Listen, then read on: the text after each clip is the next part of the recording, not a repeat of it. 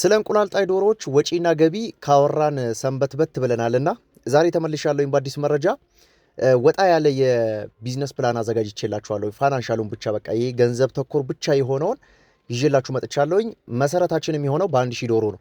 እነዚህን 1000 ዶሮዎች ተንከባክቦ ወደ እንቁላል ለማድረስ ምን ያክል ወጪ ይጠበቅብናል የሚለውን ዛሬ ይዤላችሁ መጣሁኝ። ለረጅም ጊዜ እንደነዚህ አይነት ወጪዎችን ከሰራሁኝ በጣም ቆይቻለሁ። ስለዚህ ታዲያ ቆይቼ እንደመምጣቴ ደግሞ አዲስ ነገር ይዤ መምጣት አለብኝ ብዬ ከዚህ ቀደም ያላነሳዋቸው ወጪዎችን አካትቼ መጥቻለሁ። ከዚህ በተጨማሪ ለየት የሚያደርገው ነገር ምንድነው? ከዚህ በኋላ እንግዲህ መጪው ክረምት ነው። ክረምት ኦልሬዲ ገብቷል። ስለዚህ ለዚህ ክረምት የሚሆንም ወጪ ያስፈልገዋል። ምንድነው ተጨማሪ ወጪዎች በክረምት ላይ የሚወጡት የሚለውን በዚህ ቪዲዮ መካከል ታገኙታላችሁ። ዛሬ 1000 ዶሮዎችን ነው እንቁላል የምናስጥለው። ምን ያክል ደግሞ ወጪ ይጠበቅብናል የሚለውን እያንዳንዱን አነሳላችኋለሁ። እስቲ እንጀምረው። የመጀመሪያ እንግዲህ ከቤት እንነሳለን። ከዚህ ቀደም እንደማደርገው እንግዲህ የዶሮዎች ግዢና የመኖ ወጪ ነበረ ማስቀድመው። አሁን በጣም ትልቁ መሰራት ያለበት ጉዳይ ቤት ላይ ነው። ቤት ላይ ስላችሁ ከሌላውም ጊዜ በበለጠ ክረምት እንደመሆኑ መጠን ቤት ወሳኝነት አለው። ቤት ታዲያ ስለ ግንባታው አይደለም ማነሳላችሁ። ቤቱም በኪራይም ልትወስዱ ትችላላችሁ። የራሳችሁም የነበረ ቤት ሊኖር ይችላል።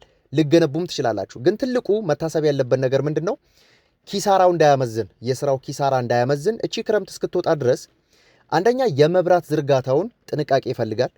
ሁለተኛ የመሬት ጥገና ጥንቃቄ ይፈልጋል። የመሬት ጥገና ብዙ ሰው ቀለል አድርጎ ያስበዋል። ግን ምን ያክል ከስራ እንዳወጣው ቢያቅ ኖሮ በጣም በትልቁ አስቦበት በትልቁ ወጪ አውጥቶ ይጠግነው ነበረ። ስለዚህ መሬታችሁ ክራክ ያደረገ ከሆነ ከዚህ በተጨማሪ ደግሞ አይጥ፣ ድመት የሚያስገባ ወጨፍ የሚያስገባ እርጥበትን ወደ ውስጥ የሚያስገባ ከሆነ በዚህ ክረምት ስራችሁ በኪሳራ ይደመደማል። እመኑኝ ይሄንን። ስለዚህ መሬታችን ላይ እንስራ። ወለሉ ምን ይመስላል የሚለው በደንብ ከግምት ውስጥ ይግባ። ኮርኒሳችን ምን ይመስላል? ኮርኒስ፣ ጣሪያ በደንብ ይታይ። እያንዳንዷ የዝናብ ጠብታ ቤቱን ከጥቅም ውጭ ታደርገዋለች። እያንዳንዷ የዝናብ ጠብታ፣ እያንዳንዷ የወጨፍ ጠብታ እርባታ ውስጥ ገብታ ዘንቦ በንጋታው ስራ ላይ ነው የሚጥለን።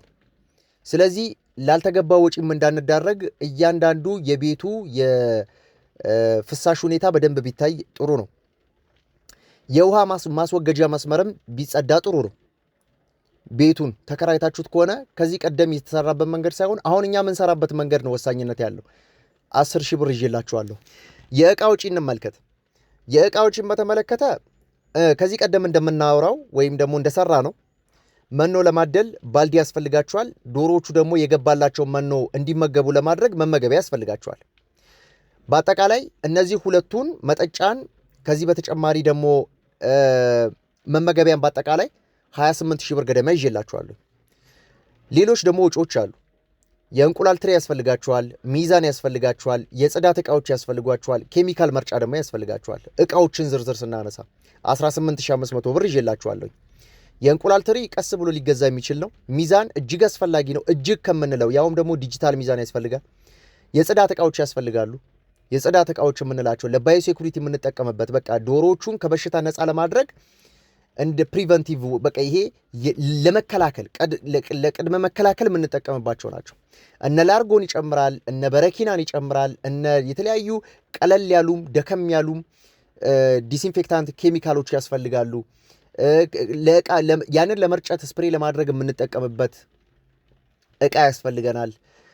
እነዚህ ነገሮች የምንጠቀምባቸው ለጽዳት አገልግሎት የምንጠቀምባቸው 18,500 ብር ድምር ወጪዎችን ይዤላችኋለሁ። ሌላው ወደ ዋናው ጉዳይ ደግሞ መተናል። ትልልቅ ገንዘብ መጥራት ልንጀምር ነው። የመኖ ወጪ። የመኖ ወጪ ከዶሮ ግዢ አስቀድሜዋለሁኝ።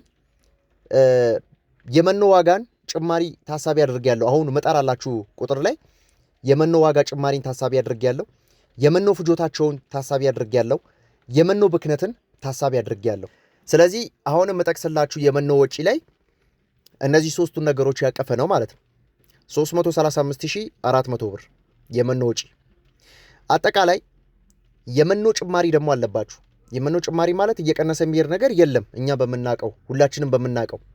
ስለዚህ ምናልባት እያንዳንዱ መኖ ላይ በኪሎ ከምንገዛቸው ላይ 1 ብር ከ80 ሳንቲም ያክል ጭማሪ ወይም ደግሞ በኩንታል እስከ 180 ብር ያክል ጭማሪ አድርጌ ወደ 7740 ብር ያክል የመኖ ጭማሪ ይኖርባቸዋል ማለት ነው። ያ ማለት ዛሬ ከምገዙት የሚቀጥለው ሳምንት የምገዙት ሊጨምር ይችላል። ቀጣይ ሳምንት የምገዙት፣ ቀጣይ ወር ላይ የምገዙት አይነት መኖ ይጨምራል። ያንን በአቬሬጅ እናወጣውና ወደ 180 ብር ገደማ በኩንታል ይዤላችኋለሁ። ሌላው ክትባትን በተመለከተ እንመልክ። ክትባትን በተመለከተ 1400 ብር ያክል ለሁለት ዙር ያክል ይዤላችኋለሁ። ዶሮቻችን የ3 ወር ዶሮች ናቸው። የ3 ወር ዶሮችን ገዝተን ነው ወደ ቢዝነሱ እንገባለን ብዬ ሂሳብ የሰራውላችሁ። ስለዚህ እነዚህ የ3 ወር ዶሮዎች ሁለት ዙር ያክል ክትባት ይወስዳሉ።